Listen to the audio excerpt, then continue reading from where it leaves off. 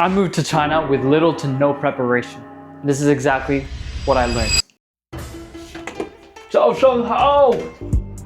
Today I'm answering your most common questions about studying in China, learning Mandarin, Chinese student life, and whether moving here was actually worth it or not. So the first question is from Capybara Noodle. Hello, what are your reasons that you moved to China? Is it only for study or are you potentially deciding to stay here permanently? That's a great question. So I initially moved here because after graduating my university, I also thought learning Chinese would be a very interesting and useful skill for the future, especially with how China's been evolving. Additionally, my father is from Chinese heritage, and so I thought it'd be interesting maybe to tap into that. Also, the job market's not great right now. But eventually decided to come to Fudan after seeing how highly rated the school was, especially to learn Chinese. I first came in February 2025. I initially wanted to stay for a semester, but I'll be honest, I really thought I could master Chinese in one semester. That was just...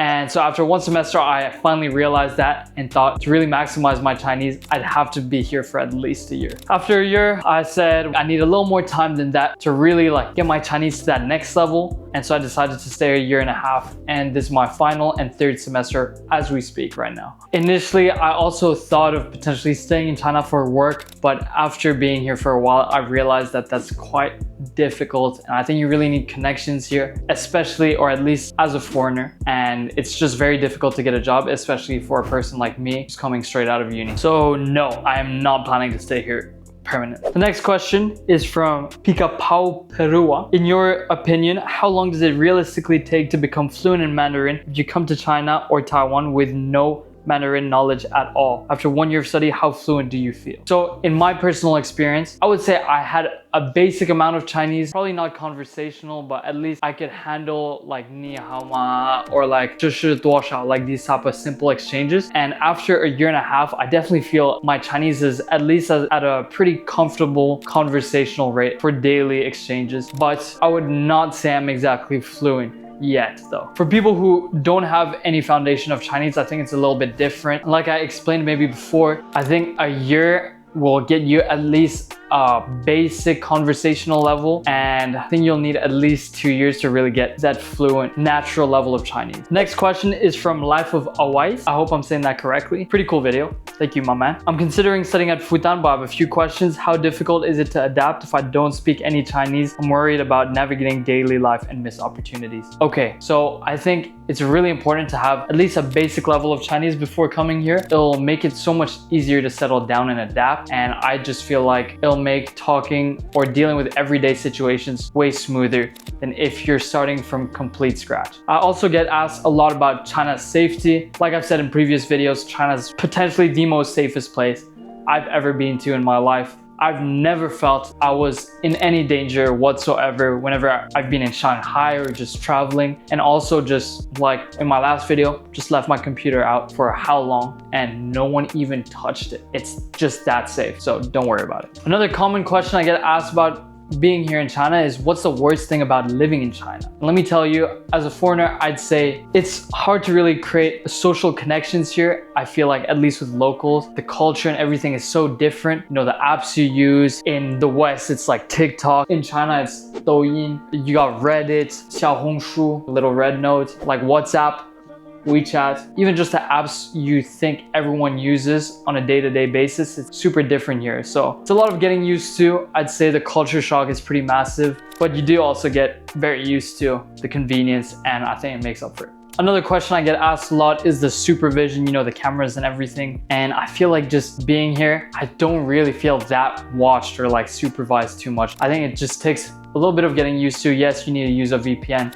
To be honest, I just kind of forgot about it and went on with my day-to-day life. So the next question I get asked a lot is how long did it take me to reach my level of Chinese now? So as it stands, the level I'm studying at in Fudan is around HSK 5. Even though I had a bit of a base before coming, I really started near the bottom. I would say it took me about a year and a half to 2 years if you want to include what I did before. So I think from 0 to now, about 2 years. A lot of people ask, can you become fluent in 1 year? Don't be like me. Plan to study for a full year because I guarantee you, you'll need much more than a year to get from 0 to fluent. Chinese is such a difficult language. How many hours do I study per day? I would say maybe an hour to 2 hours. Actually, more realistically, I'd say about an hour a day outside of class, just reviewing the characters. Also with homework, probably about an hour. For tips about learning Mandarin, just revision. I think once you're here in China, the best advice I can give you is to fully immerse yourself. So talk to as many locals as you can, read as many Chinese books or texts as possible, watch as many Chinese TV shows or movies, and you'll be set.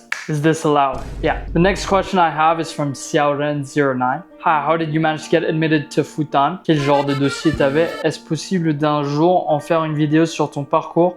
Et comment t'as réussi à aller au Fudan? Thank you very much for your answer. I love your video. Sorry that part was in French. Right out of uni, I decided to go learn Chinese. So just a bachelor's is what I had, but I know a lot of people who decided to come study straight out of high school. So I don't think you need that high of an academic level to come study. They will ask for your academic transcripts of whatever highest level of studying you have. What I did is simple. I just went to this link, went through with their application process. I think they're very clear on how they want you to apply. The visa is super important as well, and you should do everything as far ahead of time as possible because there's only 2 windows you can apply for, either the winter semester or the summer semester, as well as the 1-month programs they have between that. Just make sure you get that done as early as possible. What I'm studying is the Chinese language course, which is essentially just learning Chinese only. A typical day for me, it looks just waking up, getting ready, going to class, eating lunch or dinner if my class ends late, coming home, studying,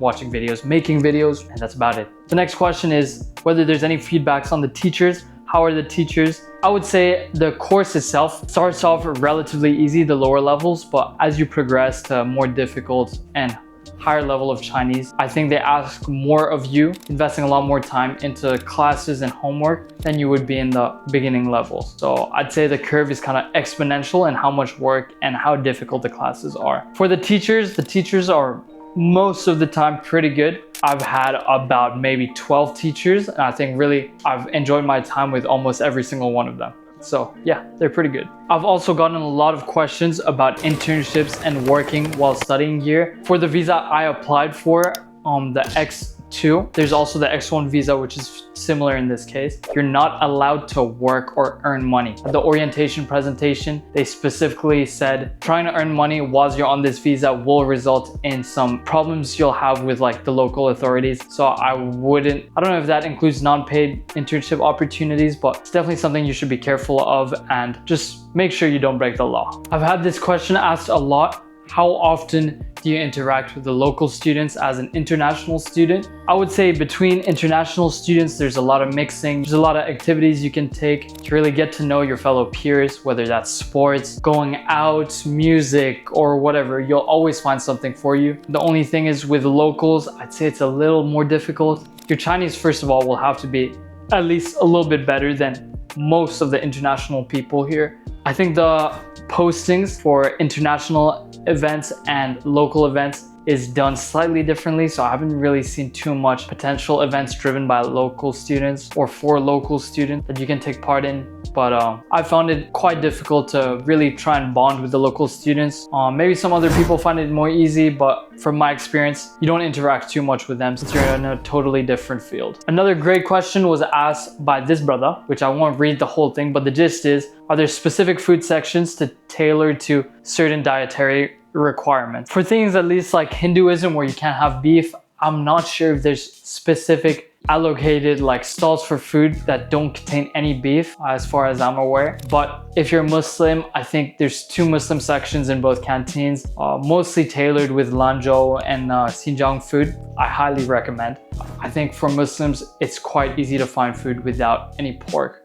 But for other dietary requirements, maybe for vegans, vegetarians, it's not too hard to find veggie only stalls. But overall, I wouldn't say they have a lot of specific tailored food sections for different requirements. Oh my god, this brother wrote so much. But thank you though, shout out to you. I'm a real beginner for Mandarin and scared of commencing my studies in China. How safe am I going to be? Other people to understand in this class? Any university safe for Mandarin beginners? Which uni are you going and are halal foods? University, how would you describe your Chinese classes in public? Okay, I'm just gonna break this down, answer the ones I can, as fast as I can. I would say any university you can apply to that has Chinese learning courses are quite good for beginners. I would describe my classmates and lecturers to others as very welcoming. I think having a base level of Chinese is quite important. As I mentioned before, it helps a lot with your daily interactions. Since most people don't speak a great level of English here, it's always good to have a basic level of Chinese so you understand what they're saying and you can communicate with them without any significant issues. I would say that there's a decent amount of Muslim students here, yeah. The academic expectation in Chinese unis, I would say for foreigners, it's a lot less than it is for locals,